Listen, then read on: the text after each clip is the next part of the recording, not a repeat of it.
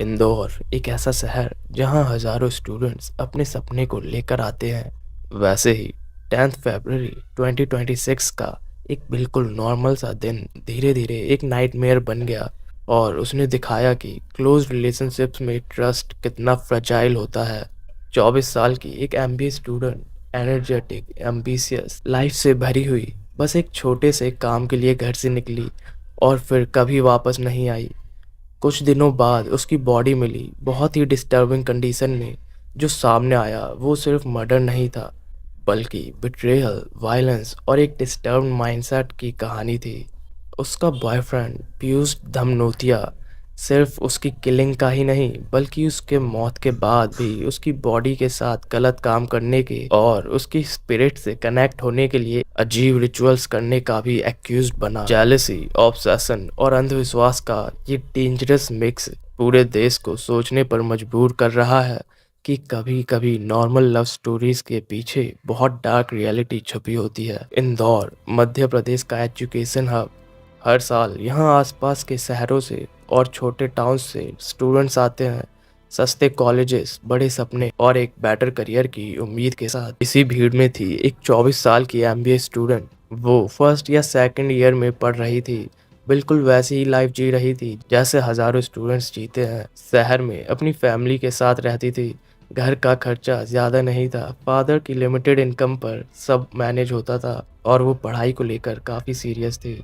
उसके दिन काफ़ी सिंपल होते थे, कॉलेज जाना, बिजनेस मैनेजमेंट के लेक्चर्स अटेंड करना, ग्रुप स्टडी, घर वापस आना, फैमिली के साथ टाइम स्पेंड करना और धीरे धीरे एक स्टेबल कॉर्पोरेट करियर का सपना बनाना। फ्रेंड्स कहते थे वो फ्रेंडली थी पर ग्राउंडेड भी। बर्थडेज पर जाना, छोटी आउटिंग्स एंजॉय करना और अपनी छोटी बहन के साथ क्लोज बॉन्ड रखना उसके रूटीन का पार्ट था।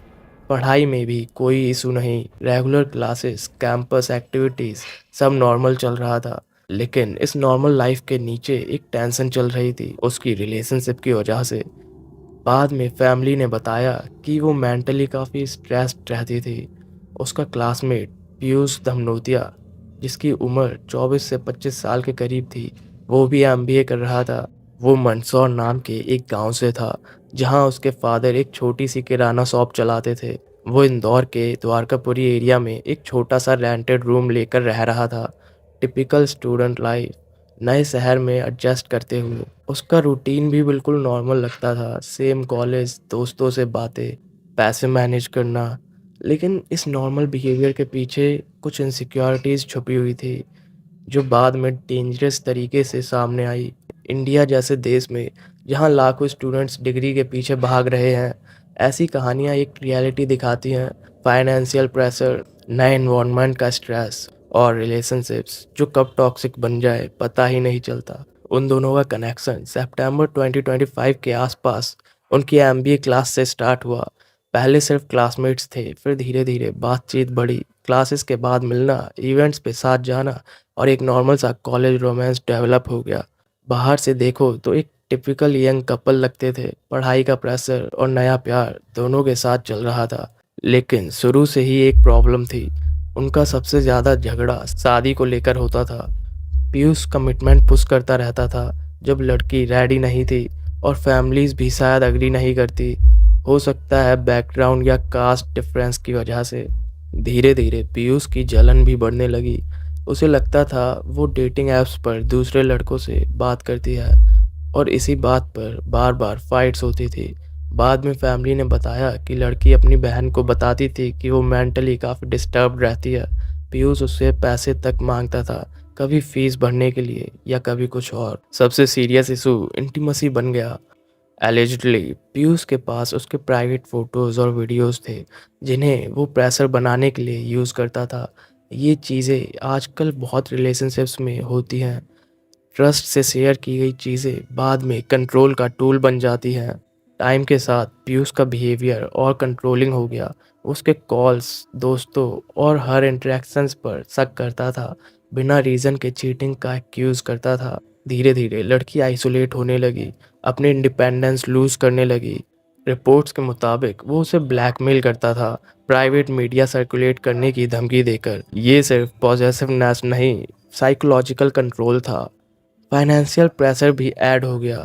प्यार के नाम पर एक्सपेंसेस पे करवाना, इमोशनल और मॉनेटरी एक्सप्लॉइटेशन एक साथ चल रहा था। वो स्ट्रेस में रहने लगी थी। उसने सोशल इंटरेक्शंस भी कम कर दिए थे और शायद शर्म या डर की वजह से घर वालों को सब सच नहीं बताया। ये पैटर्न अब्यूसिव रिलेशनशिप्स में कॉमन होता है। पहले इमोशनल कंट्रोल, फिर आइसोलेशन, फिर वल्नरेबिलिटी का मिसयूज। इंदौर जैसे स्टूडेंट सिटीज़ में जहाँ फ्रीडम नहीं होती है, इंटरवेंशन ना हो, तो ऐसे केसेस धीरे धीरे डेंजरस लेवल तक पहुंच जाते हैं। इस कहानी का सबसे खौफनाक मोड़ आया 10 फरवरी 2026। उन दोनों के बीच टेंशन पहले से ही हाई थी। उस दिन विक्टिम घर से निकली अपना बर्थ सर्टिफिकेट अमेंड करवाने के लिए। उसके पिता ने उसे कलेक्ट्रेट के पास ड्रॉप किया। बाद में उसने अपनी बहन को कॉल किया। उसने बताया कि वो पीयूष के साथ एक बर्थडे पार्टी में जाएगी और रात 11 बजे तक घर लौट आएगी। ये मीटिंग जो शायद इश्यूज सॉल्व करने के लिए थी, वही ब्रेकिंग पॉइंट बन गई। पार्टी के दौरान फिर वही जलन, वही डिमांड्स। इस बार फिजिकल इंटीमेसी को लेकर विक्टिम ने मना कर दिया। उसने कहा कि वो ठीक फील नहीं कर रही है। ये एक रिफ्यूज़ल सिर्फ एक नो पीयूष के लिए कंट्रोल को चैलेंज करने जैसा था। शादी के झगड़े, शक और ऑनगोइंग आर्ग्यूमेंट्स के बीच उसका गुस्सा फट पड़ा। दोनों उसके रेंटेड रूम की तरफ गए बात क्लियर करने के लिए। लेकिन उस कमरे में जो हुआ, उसने एक नॉर्मल लव स्टोरी को हमेशा के लिए एक क्राइम सीन में बदल दिया। उस रात द्वारकापुरी में पीयूष के रूम पर जो हुआ, वो एक नॉर्मल आर्ग्यूमेंट से कहीं आगे चला गया। रिपोर्ट्स के मुताबिक उसने पहले उसकी आंखों पर पट्टी बांधी, सरप्राइज बोलकर, फिर हाथ पैर बांध दिए और ज़बरदस्ती फिजिकल होने की कोशिश की। जब उसने अपोज किया तो उसने उसका मुंह कपड़े से बांध दिया और रस्सी से गला दबा दिया। कुछ ही देर में उसकी सांसें रुक गई। लेकिन ये कहानी यहाँ ख़त्म नहीं हुई। उस सब के बाद भी उसने रूम नहीं छोड़ा। वो बियर लेकर आया और लाश के पास बैठा रहा। उसने उसके फ़ोन से फैमिली को मैसेज भेजा, पापा को बोल दो वो वापस घर नहीं आएगी। फिर उसके कॉन्टैक्ट्स और ग्रुप्स में प्राइवेट वीडियोस सर्कुलेट किए और बाद में फ़ोन तोड़ दिया। क्राइम के बाद वो महाराष्ट्र भाग गया, अलग अलग होटल्स में रुका रहा।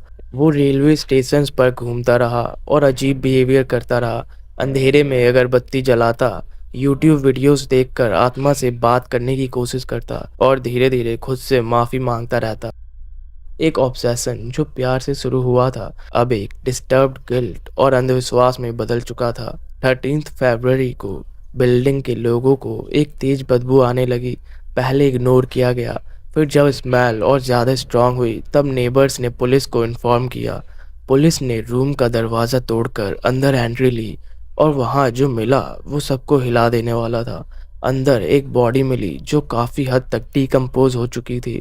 गले पर स्ट्रैंगुलेशंस के मार्क्स थे और चेस्ट पर एक गहरा वाउंड। पहचान तुरंत पॉसिबल नहीं थी, इसीलिए कपड़ों और पर्सनल डिटेल्स के बेस पर आइडेंटिफिकेशन की गई। पोस्टमार्टम रिपोर्ट्स ने कंफर्म किया मौत गला दबाने से हुई थी और मौत के बाद भी बॉडी के साथ सेक्सुअल असॉल्ट किया गया था। इससे पहले 11 फरवरी को फैमिली ने उसकी मिसिंग कंप्लेंट फाइल कर दी थी, पर उन्होंने बाद में पुलिस पर शुरुआती डिले का भी आरोप लगाया।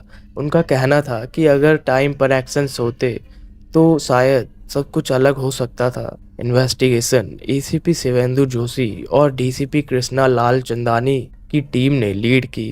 पुलिस ने आसपास के सीसीटीवी चेक किए। फुटेज में दोनों रूम में एंटर करते दिख रहे थे, लेकिन बाहर सिर्फ पीयूष अकेला निकलता हुआ नजर आया।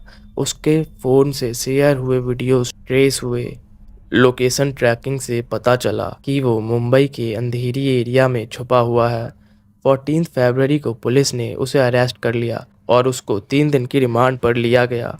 पूछताछ में उसने क्राइम एक्सेप्ट किया। रूम से रस्सी और टूटा हुआ नाइफ भी रिकवर हुआ जो एविडेंस बना। अब उस पर मर्डर, रेप और रिलेटेड सीरियस सेक्शंस में केस रजिस्टर किया गया। पूछताछ के दौरान पीयूष का माइंडसेट धीरे धीरे सामने आया। एक ऐसा ऑब्सेसिव लवर जो रियलिटी से काफ़ी हद तक कट हो चुका था। उसकी जेलसी नॉर्मल नहीं थी, ऑलमोस्ट पैरानोइया बन चुकी थी। वो लड़की को पार्टनर नहीं, अपनी प्रॉपर्टी समझने लगा था। सबसे शॉक करने वाली बात थी उसका बिहेवियर। क्राइम के बाद वो बॉडी के पास आराम से बैठा रहा, बियर पीता रहा, बिना इमोशन के उसके साथ गलत काम किया। मीडिया के सामने भी कोई पछतावा नहीं, बस एक कोल्ड सा रिएक्शन। कभी कहता जो हो गया वो हो गया, कभी बोलता जान के क्या कर लोगे। क्या हुआ था? क्यों मारा? तो लवर थी ना, फिर क्यों मारा? कुछ नहीं हुआ है, छोड़ो, जो हो गया यार। अरे कैसी बातें कर रहे हो? आपने मारा एक लड़की को, आपकी प्रेमिका थी वो, उसको। छोड़ दो ना, क्या करोगे जान के। अच्छा, वहाँ आपने तन का मतलब किया था मुंबई में, पूछ बुलाया? कुछ नहीं है मैंने। अच्छा, कार दर्दनाक तरीके से मारा है तुमने उसको। हुआ अच्छी है, वो चली गई, कैसी बातें कर रहे हो कि कुछ नहीं हुआ? उसके माँ बाप ने उसको पाल पोस के बड़ा किया, आपने उसको जान से मार दिया और बोल रहे हो कि कुछ नहीं हुआ। तो पछतावा नहीं है? इस चीज का पछतावा नहीं है? किसी की बच्ची को मारना पछतावा नहीं है इस चीज का? इसकी बच्ची को मारा है इतनी हैवानियत के साथ। बेटा बेटा बेटा बेटा, क्यों मारा? कारण तो बता दो, मारा क्यों है? कारण तो बता दे। कारण तो बता दे। अच्छे को सबको कारण बताऊंगा अच्छे से। क्या बताएगा? भैया हो गया, भैया बताऊंगा। क्या बताएगा? टाइम आएगा। उसके अंधविश्वास भी सामने आए। यूट्यूब देखकर आत्मा बुलाने की कोशिश, अगरबत्ती जलाना, अंधेरे में बैठकर माफी मांगना, जैसे वो मान रहा हो कि वो उससे वापस बात कर सकता है। एक्सपर्ट्स के मुताबिक ऐसा बिहेवियर अक्सर एम्पैथी की कमी, नार्सिसिस्टिक या साइकोपैथिक ट्रेट्स की तरफ इशारा करता है, जहां इंसान को अपने एक्शंस की इमोशनल रियलिटी महसूस ही नहीं होती। उसने एक नोट भी लिखा जिसमें रिग्रेट और मरने की बात थी, लेकिन खुदकुशी की कोशिश करने के बाद भी रुक गया, जैसे गिल्ट और डिटैचमेंट दोनों उसके साथ चल रहे हो। फैमिली ने सीधा कैपिटल पनिशमेंट की डिमांड की। घर में शौक का माहौल था और बाहर लोगों का गुस्सा। सोशल मीडिया पर उसके कोल्ड बिहेवियर को देखकर आउटरीच फैल गया और वुमेन सेफ्टी और रिलेशनशिप वायलेंस पर बड़ी डिबेट शुरू हो गई। ये केस सिर्फ एक क्राइम नहीं बल्कि इंटीमेट पार्टनर अब्यूज का एग्जाम्पल बन गए। लोग बेटर पुलिसिंग, अवेयरनेस और इमोशनल एजुकेशन की बात करने लगे ताकि रिलेशनशिप्स टॉक्सिक होने से पहले समझे जा सके। फिलहाल पीयूष कस्टडी में है और इन्वेस्टिगेशन अभी भी चल रही है। एक ऐसे देश में जहां एजुकेशन को एम्पावरमेंट का जरिया माना जाता है, हम इमोशनल सेफ्टी और रिलेशनशिप अवेयरनेस के गैप को कैसे ब्रिज करें ताकि प्यार कभी भी एक लीथल ट्रैप ना बन पाए।